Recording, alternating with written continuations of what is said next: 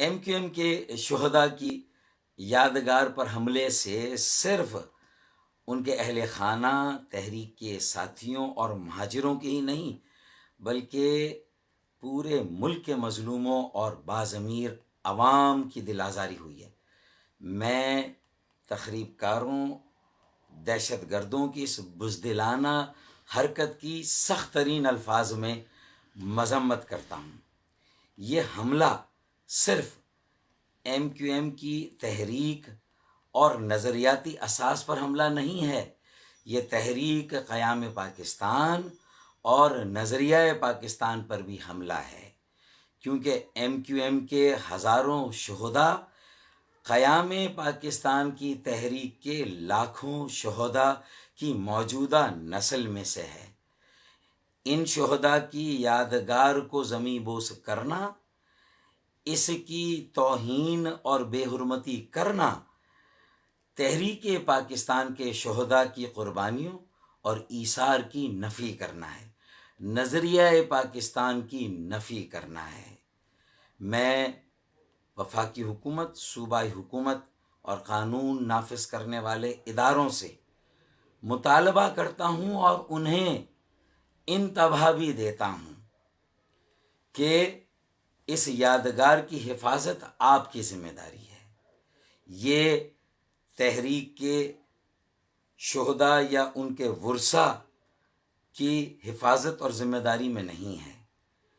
ہم شہداء کی یادگار پر نہیں جا سکتے، لیکن تخریب کار شہداء کی یادگار پر پہنچتے ہیں، اس کی بے حرمتی کرتے ہیں، اس کو زمیں بوس کرتے ہیں۔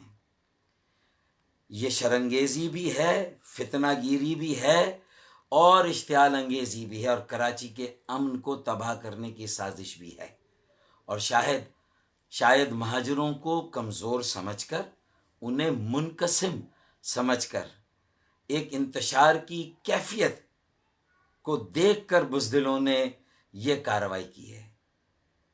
ایک دن آئے گا جب یہ شہداء کی یادگار، شہداء کے ورثاء کی حفاظت میں ہوگی، پھر ہم دیکھتے ہیں کہ کوئی بزدل کیسے میلی نگاہ سے یادگار شہداء کو دیکھتا ہے۔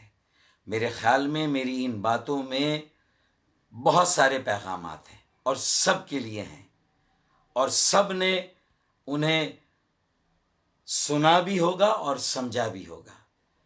میں صرف یہی کہوں گا کہ نہ سر جھکا کے جیے ہم اور نہ منہ چھپا کے جیے، ستم گروں کی نظر سے نظر ملا کے جیے۔